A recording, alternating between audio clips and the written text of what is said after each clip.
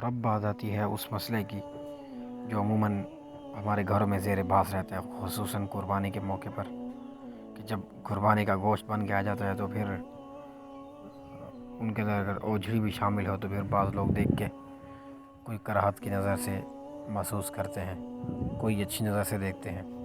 پھر مسئلہ یہ زیر بحث آتا ہے کہ یہ اوجھڑی حلال ہے، حرام ہے، اس کا کھانا کیسے ہے۔ تو آج اس مسئلے کو ہم ڈسکس کرتے ہیں۔ حلال جانور کی اوجھڑی کھانا جائز ہے، لیکن کھانے سے پہلے اتنا ضرور کریں کہ اس کو خوب پاک اور صاف کر لیں۔ امداد الفتاویٰ جو کہ فتاویٰ کی مشہور کتاب ہے، اس کے اندر یہ بات لکھی ہے کہ اوجھڑی کی حلت اس لیے ہے کہ اس میں کوئی وجہ حرمت نہیں ہے، اور فقہا نے جو حرام چیزیں گنوائی ہیں نا ایک جانور کے اندر، ان حرام چیزوں کے اندر یہ اوجھڑی شامل نہیں۔